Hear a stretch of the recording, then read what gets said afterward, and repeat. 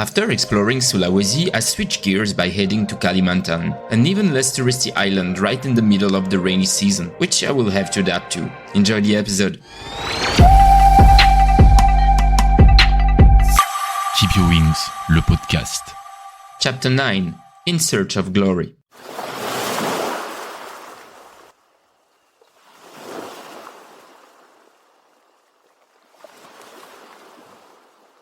Time flies at an incredible speed, and I keep hopping from one little paradise to another across Sulawesi. I even decide to head to another island, Kalimantan, the Indonesian part of Borneo. This place is probably even less touristy than Sulawesi, and traveling between cities is far from easy. Bad luck for me, it's also the start of the rainy season, with frequent and heavy downpours.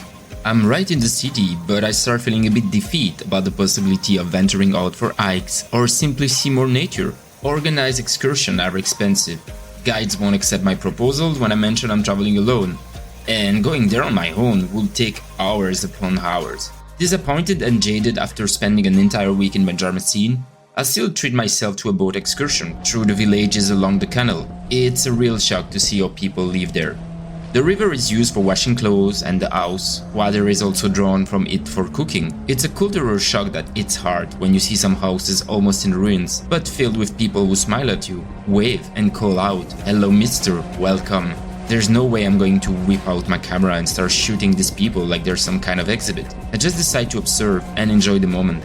I can't really explain why, but tears fill my eyes. Their humility, sincerity, and simple happiness make me realize how much we spend our lives complaining about our everyday lives, often for the wrong reasons. I want to learn to be happy as I am, without wanting too much, stopping comparison with others and living for myself.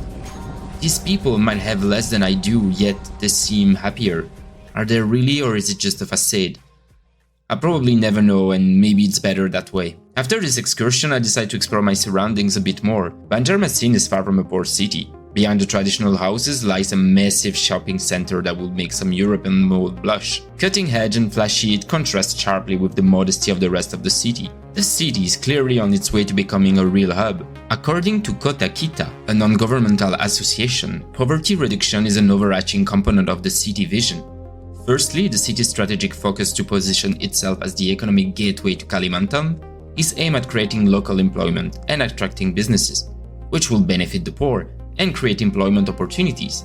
Policies that specifically target the poor include upgrading slum areas and relocating of select families to public housing, improving infrastructure in poor areas, and providing credit to small businesses. These initiatives are closely coordinated with the other city vision component. A genuine policy is being implemented to make Banjarmasin a viable economic center and a flagship for the region. I even got the chance to visit this gigantic shopping mall during a Tinder date. Shortly before heading there, Tetra had arranged to meet me in front of a small street restaurant. The locals' wide-eyed looks were impressive. A boule with an Indonesian girl, how should I react? We order our meal and start chatting. Nothing remarkable, just small talk and impression about Indonesia in general. I also noticed that this date isn't going anywhere. Tetra seems more fixated on the fact that I'm a foreigner than on any potential fling. No matter, I'm curious to learn more about her. My dish arrives quickly, but not hers. After 10 minutes, she glances at the server, who looks utterly defeated. Defo that my mean. She laughs. What? I exclaim. There are only 2 of us in the restaurant. I think they were so surprised to see a foreigner here that they didn't even see me. Unbelievable. Or maybe it's because you're eating with a 16-year-old girl. Excuse me? I respond, my blood running cold. Please, I'm joking. I'm 22, but I look young. Are you sure? I ask, trying to reassure myself. Of course. Look. She retorts, showing me a residency card. Phew! I'm relieved. That rush of adrenaline nearly killed me on the spot. I'm not a dangerous predator. Just a guy in need who knows how to enjoy an evening without wanting to sexually assault someone. That's it. We continue our conversation about Tetra's dream and hopes. I would love to go to the United States. She tells me. Everything seems amazing over there. It's like here, but prettier and bigger. Does that really make you dream? I don't think anything better exists on her. The American dream has clearly become an ideal for Tetra. She wants to go there to see the tall buildings and movie stars. A kind of fantasy guiding her day by day, hoping to achieve this goal. Everything's expensive over there, I hear. She repeats, praising the good Indonesian prices. They might have stars, but we have good food. She jokes, imagining the countless fast food chains lined up together. Tetra's eyes shine when she talks about the US. So I decide to keep my thought on the States to myself and wish her to go there soon. Our evening comes to an end and we part with a simple wave, as many dates in Asia do. An interesting meeting, but one offering few prospects in terms of getting laid.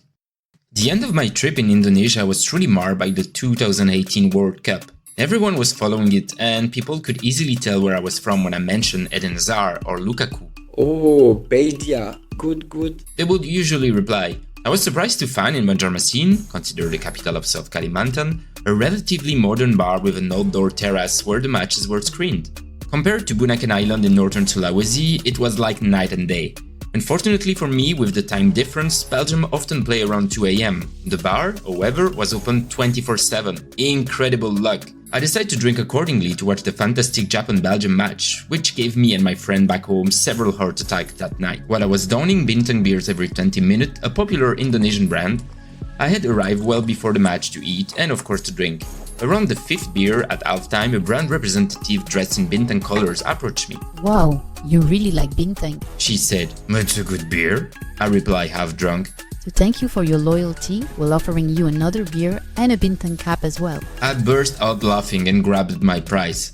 With a cap like that, I'll get the ladies for sure. Surprisingly, the representative sat next to me and started asking why I was here. It's very rare to see tourists around here. Do you have Facebook? Can I add you? Want to do something tomorrow? I was tempted to say yeah, but in the early morning I would leave Indonesia, already dreading my hangover at the airport. I ended up fleeing the bar as the sun rose with barely 2 hours of sleep before taking a grab to New Horizon. Indonesia left a strong impression from start to finish. Its landscape was stunning and the people were genuinely kind. Some areas were modern and suffocating, others intimate and remote. The lifestyle is a bit chaotic but charming in its own way. At the time, big challenges awaited the country for 2020.